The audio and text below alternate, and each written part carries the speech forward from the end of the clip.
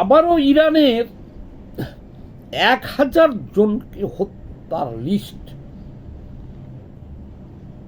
Mossad, পৃথিবী বিখ্যাত গোয়েন্দা সংস্থা মোসাদ, যেটা হলো ইসরায়েলের গোয়েন্দা সংস্থা, তারা ইরানের 1000 শীর্ষ ব্যক্তিত্বের একটা লিস্ট করছে এদেরকে হত্যা করার জন্য। এই লিস্টটা পাঠিয়ে দিয়েছে পেন্টাগনের কাছে, সিআইএর কাছে। সিআইএর কাছে পাঠিয়েছে হলো মোসাদ, অর্থাৎ ইসরায়েলের গোয়েন্দা সংস্থা 1000 জনের একটা লিস্ট করছে ইরানের। এই 1000 জন ইরানের ক্ষেপণাস্ত্র, মানে মিসাইল, ব্যালিস্টিক ক্ষেপণাস্ত্র এবং মিসাইল, আর হলো পরমাণু অস্ত্র তৈরি করার জন্য কাজ করতেছে। অর্থাৎ এদের মধ্যে বিজ্ঞানী আছে যারা পরমাণু অস্ত্র তৈরি করার কাজ করতেছে, আর এই ইরানের ব্যালিস্টিক ক্ষেপণাস্ত্র তৈরির সঙ্গে জড়িত। আর আইআরসি অর্থাৎ ইরানি সেনাবাহিনীর শীর্ষ কিছু নেতৃবৃন্দ আছে। এই 1000 জনকে হত্যা করার মিশন নিয়ে রাস্তায় নামছে।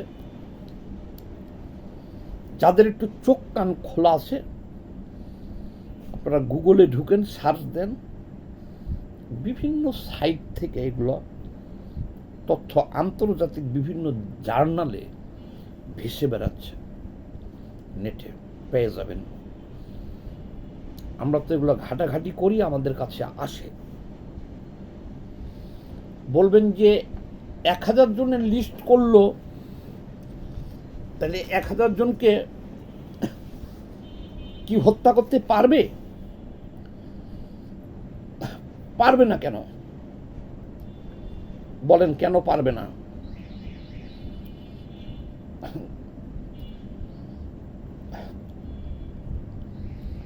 পারবে বলতেছি কি কারণে। দেখেন, এই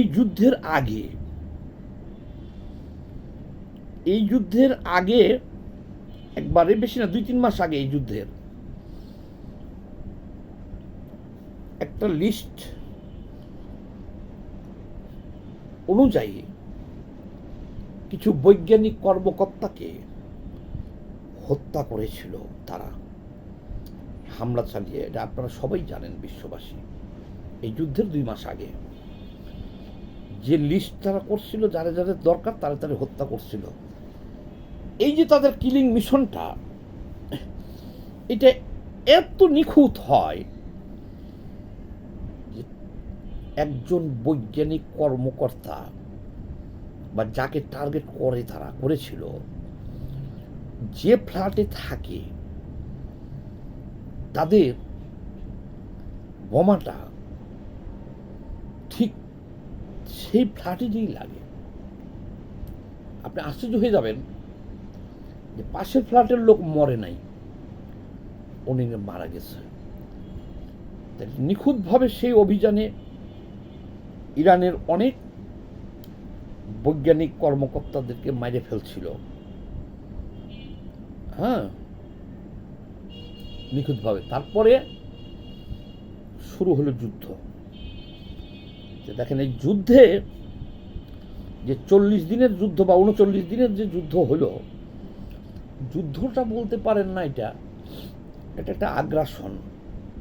কারণ ইসরায়েল, আমেরিকার এই দুইটা পরাশক্তি, বিশ্বের 1 নম্বর সুপার পাওয়ার শক্তি হলো কি, 1 নম্বর সুপার পাওয়ার শক্তি হলো আমেরিকা, তাহলে সেই আমেরিকার ইসরায়েল একযোগে ইরানের উপরে যে হামলা করছে, এটাকে যুদ্ধ বলা যায় না।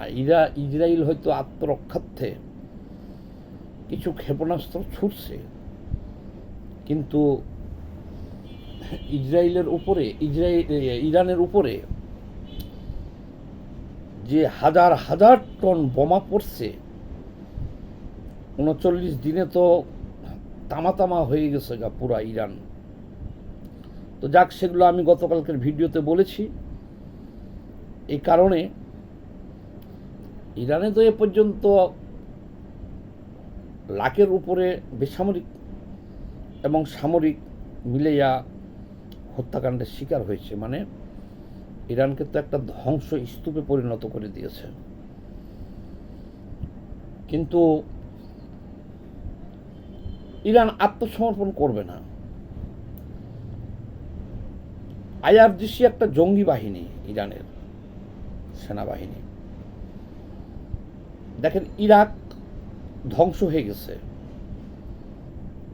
আত্মসমর্পণ করে নাই। ওসামা বিন লাদেন কিভাবে ধরে এনে হত্যা করছে দেখছেন, আত্মসমর্পণ করে নাই। মোল্লা ওমর ধ্বংস হয়ে গেছে, আত্মসমর্পণ করে নাই।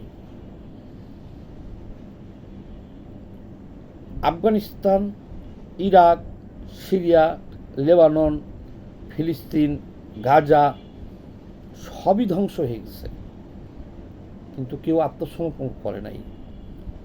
অনেক হুঙ্কার দিয়েছে, কারণ এদের ধর্ম হইল, আমি দেখলাম এরা হলো জঙ্গি। এদের হিতাহিত জ্ঞান নাই। এক সময় দেখবেন ইরান স্তব্ধ হয়ে গেছে, সব মেরে ফেলছে, বাকিগুলো পালাই গেছে, তখন আর শব্দ হয় না। এই হলো, যেমন ধরেন হামাসের কোনো শব্দ নাই। ইসরায়েল হামাসের টার্গেট করিয়া প্রথমে হামাসি হকামটা করছিল, 1200 ইসরায়েলিকে হত্যা করছিল, 200-250 জনকে জিম্মি করছিল। এর কাউন্টারে ইসরায়েল 1 লক্ষ গাজাবাসীকে হত্যা করছে এবং পুরা গাজাকে নিশ্চিহ্ন করে দিচ্ছে। কিন্তু দেখেন, হামাস কিন্তু আত্মসমর্পণ করে নাই।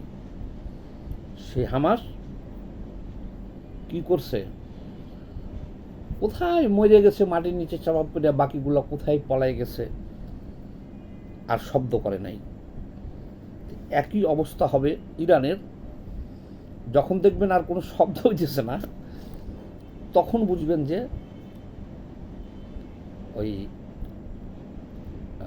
সেনাবাহিনীর বা আইআরজিসির নেতৃত্ব পর্যায়ে কেউ বাঁচে নাই, আর বাকিরা পালাই গেছে, তখন বুঝবেন। কিন্তু তার আগ পর্যন্ত কিছু বুঝতে পারবেন না।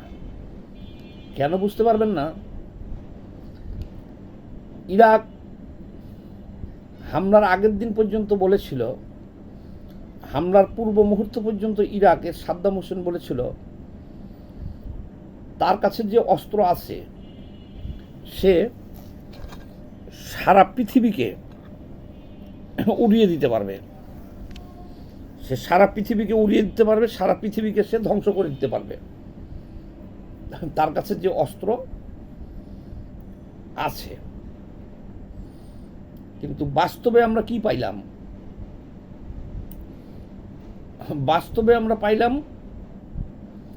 যে তার কাছে কিছুই নাই।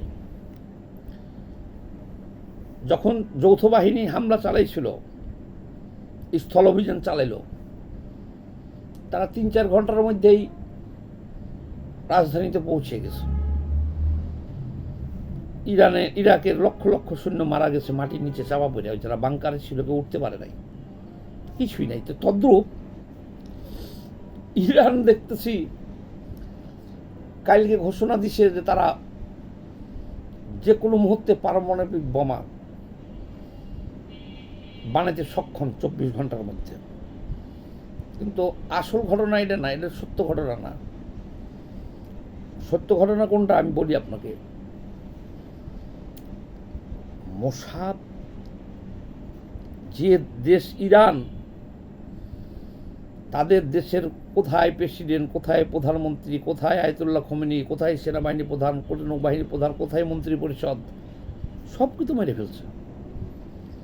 যারা নিজের দেশের মন্ত্রী পরিষদকে বাঁচাইতে পারে না, সেনাপ্রধান, নৌপ্রধান, বিমান বাহিনী প্রধানকে বাঁচাইতে পারে না, যারা রাষ্ট্রনায়ককে বাঁচাইতে পারে না, তারা কিভাবে যুদ্ধ করবে একটা দেশের সাথে বলেন? এরা জঙ্গি জঙ্গি জঙ্গি, এরা জঙ্গি, ভয়ঙ্কর জঙ্গি এরা। যে 1000 জনের লিস্ট করছে, যে 1000 জনের লিস্ট করেছে, কে লিস্ট করছে? 1000 জনের লিস্ট করছে পৃথিবীর বিখ্যাত গোয়েন্দা সংস্থা মোসাদ। তাহলে লিস্টে যখন করছে, আপনি বুঝেন যে এই 1000 জন ইরানের কে কোথায় খায়, কে কোথায় কর্ম করে, কে কোথায় ঘুমায়, কখন কোন দিক দিয়ে যায়, এগুলো সব তাদের কাছে আছে। দেখেন নাই ওসামা বিন লাদেনকে পাকিস্তানের কোন একটা ঘরের ভিতরে থাকতো, কেউ জানতো না, এমনকি পাকিস্তান সরকারও নাকি জানতো না। সেখান থেকে ধরে নিয়ে গেল আমেরিকা, ধরে নিয়ে যেয়ে তার পেট কাটা সমুদ্রে ভাসাই দিছিল। তো ঠিক তেমন এই যে 1000 জনের যে লিস্ট করা হয়েছে, 1000 জনের, সেই 1000 জনকে হত্যা করবে। আর গতকালকে বাংলাদেশ টাইম রাত 8টার থেকে ওই যে পাকিস্তানে শান্তি আলোচনা ভেঙে যাওয়ার পরে এখন আমেরিকা কি করছে জানেন? ইরানকে অবরোধ দেওয়া দিছে। ইরানের কোনো বন্দর থেকে কোনো জাহাজ ছাড়তে পারবে না, ইরানের আকাশে কোনো যুদ্ধ জাহাজ উঠতে পারবে না। কাহিনী শেষ। হরমুজ প্রণালী দখল নিয়ে নিছে আমেরিকা, তাদের পৃথিবীর সর্ববৃহৎ যুদ্ধ জাহাজ পাঠাইছে ওখানে, আরও যুদ্ধ জাহাজ পাঠাইছে, অস্ত্র পাঠাইছে। ওরা যে 14 দিন, 1 সপ্তাহ যে যুদ্ধবিরতি ঘোষণা করছিল, এই কারণেই তো। তারা জানতো যে ইরান হলো জেহাদি জঙ্গি, এদের সাথে আপোষ হবে না। এই কারণে এইদিকে আলোচনা চলছে আমেরিকায়, আর ওই দিক দিয়ে অস্ত্র পাঠাইছে। এখন আজকের ঘটনা শুনেন। আজকে টোটাল হরমুজ প্রণালী দখল নিয়ে নিছে আমেরিকা আর ইসরায়েল। ইরানের জন্য আরো দুঃসংবাদ হলো, হরমুজ প্রণালীটা তো বিশ্বের সব দেশে তেল আসছে ওখান দিয়া। ইউরোপীয় ইউনিয়ন, মানে ব্রিটেন, ফ্রান্স, ওই যে স্পেন, জার্মান সহ সবাই এই হরমুজ প্রণালী রক্ষায় আমেরিকার সাথে যোগ দিতেছে। এবার কেমন হলো? তাহলে টোটাল হরমুজ প্রণালীটা এখন গতকাল রাত 8টার পর থেকে ইউরোপীয় ইউনিয়ন এবং আমেরিকার ইসরায়েলের নিয়ন্ত্রণে নিয়ে নিচ্ছে।